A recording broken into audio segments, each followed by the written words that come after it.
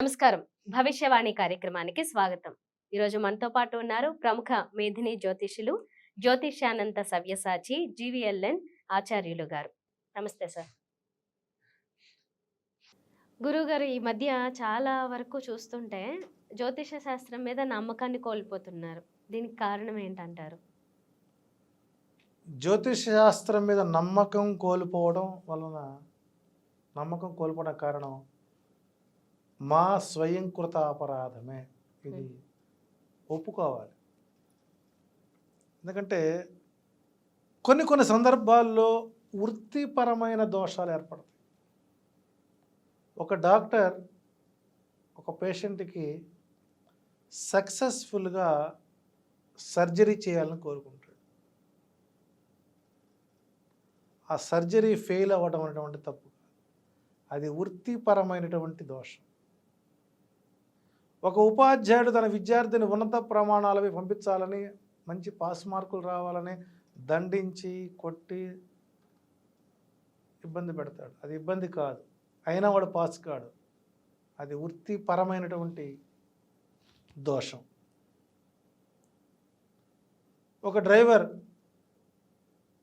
తన బస్సులో ఎక్కినటువంటి ప్రయాణికుల్ని క్షేమంగా ఇంటికి చేర్చాలనుకుంటాడు. తెలియకుండా ఏదో ఒక అవాంఛనీయ సంఘటన జరుగుతుంది. అది తన తప్పు కాదు, అది వృత్తిపరమైనటువంటి దోషం. ఒక న్యాయవాది తన క్లయింట్ని న్యాయం వైపు మళ్ళించాలనుకుంటాడు. ఎక్కడో చిన్న టెక్నికల్లోనో చిన్న వర్డ్స్లోనో ఆ కేసు కొట్టివేయబడుతుంది. తద్వారా నష్టపోయేవాడు క్లయింట్. కానీ అది న్యాయవాది యొక్క లోపం కాదు, న్యాయశాస్త్రం మీద అవగాహన లేని వృత్తిపరమైన దోషం. తన దగ్గరకు వచ్చినటువంటి జాతకుడికి సమస్య పరిష్కారం చేయలేకపోవడం కారణం అతని సమస్యను గుర్తించలేకపోవడం వల్ల జరిగేటువంటి వృత్తిపరమైన దోషం. ఒక బ్రాహ్మణుడు కార్తీక మాసాల్లో అన్న సంతర్పణ చేస్తాం. ఆ ఊర్లో ఉండేటువంటి ఒక యాదవ కన్య ఒక కుండ నిండా పాలు పెరుగుని తీసుకుని నెత్తిన పెట్టుకొని ఆ బ్రాహ్మణ సంతర్పణకు తీసుకుని వెళ్ళింది. ఆ పెరుగు తిన్నటువంటి బ్రాహ్మణులందరూ మరణించారు. వెంటనే ఆ గ్రామం మొత్తం కూడా ఆ యాదవ కన్యని తిట్టడం మొదలుపెట్టారు. ఇది కావాలని చేసింది, దుర్మార్గం. కానీ ఇలా జరిగిందయా అని చెబితే దానికి యక్షుడు ఒక సమాధానం చెబుతాడు. యక్షుడు దివ్య దృష్టి కలిగిన వాడు, లౌకికవేత్త. ఒక సమస్యను పరిష్కరించడంలో తనదైన శైలిలో సమాధానం చెబుతాడు. అందుకే అతను సవ్యసాచి అని కూడా అంటారు. అంటే కొత్త ఆలోచన కలిగిస్తాడనమాట. అవునయ్యా, నిజమే, నేను కూడా విన్నాను. ఆ యాదవ కన్య ఆ నెత్తిన భాండం, దది భాండాన్ని పెట్టుకెళ్తున్నప్పుడు పైనుంచి ఒక గద్ద పామును తనుగుపోతుంటే ఆ పాము యొక్క విషబిందువులు ఈ కొండలో పడటం వల్ల జరిగింది. ఈ వాస్తవం కింద ఉన్నటువంటి యాదవ కన్య తెలియదు, పెట్టిన బ్రాహ్మణులు తినడం తెలియదు. కాబట్టి ఎవరైతే వాస్తవాలు తెలియకుండా ఎదుటి వారిని నిందిస్తారో వారందరూ పాపాత్ములుగా కానీ చెప్పించాడు. Like that. ఉదాహరణ నేనే. తెలంగాణలో తెలుగుదేశం టీఆర్ఎస్ పార్టీ వస్తుందని బాహాటకంగా చెప్పాను. ఆ రోజు నా అనాలిసిస్ మొత్తం ఇచ్చాను. అంటే నాకున్న పరిజ్ఞానంతో అనాలిసిస్ ఇచ్చాను. ఫెయిల్ అయింది. వెంటనే కెమెరా ముందుకు వచ్చాను. నేను చెప్పినటువంటి ప్రొటెక్షన్ తప్పయింది, ఇది నా వృత్తిపరమైన దోషం, నన్ను క్షమించండి, హంబుల్గా ఒప్పుకున్నాం అని చెబుతూ నా అంచనాలు ఎక్కడ తప్పాయో, నేను ఎక్కడ తప్పు చేశానో క్లారిఫికేషన్ ఇచ్చాను, విచారణ చేశాను. కానీ ఇక్కడ పబ్లిక్ ఏమనుకుంటారంటే మనం 100 అంశాలు 100 అంశాల్లో 99 కరెక్ట్ అయినా ఒక్క అంశం ఫెయిల్ అయితే టోటల్గా ఫెయిల్ అయ్యేటువంటి ఈ వ్యక్తి ఫెయిల్యూర్ అని ఆలోచించేటువంటి వ్యక్తిత్వాలు ఎక్కువ కనపడుతున్నాయి. ట్రోలర్స్కి చెబుతాను నేను. ఇక్కడ ఎంత ఆలోచించి మాట్లాడతాము.